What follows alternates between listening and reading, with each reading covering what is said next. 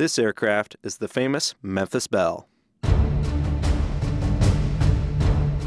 It was the icon of the B-17 Flying Fortress fleet during World War II.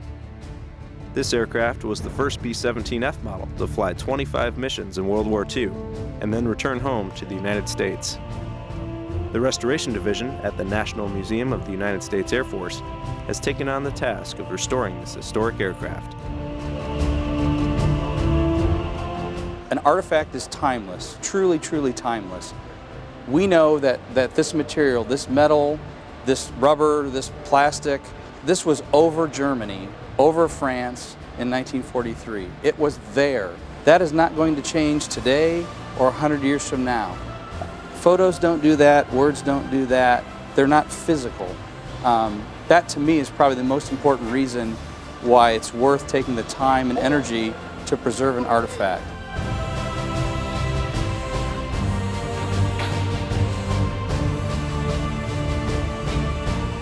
Symbolically, getting the wings mated on and having it on its landing gear, the aircraft is now taking care of itself in effect. It's been in fixtures and jigs all these months and years as it's being restored, but now it will stand on its own 2 feet.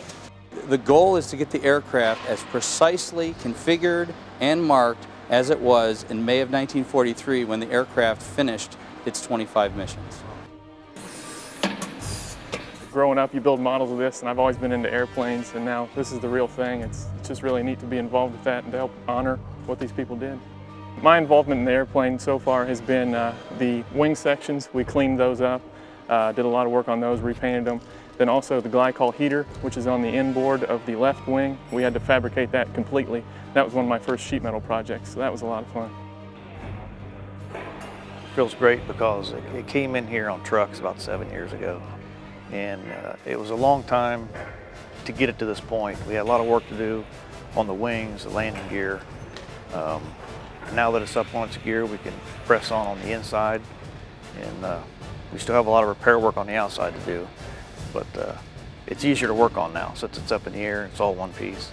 It's a really, really robust, heavy airplane. I mean, and working on this one, you see a lot of the original battle damage repairs that were done during the war, and they're still there. It means a lot to me because I've been an airplane buff ever since I was a little kid.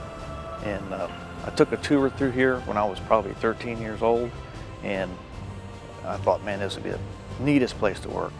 And now it's happened, and I'm golden. From Wright-Patterson Air Force Base, I'm Ken LaRock.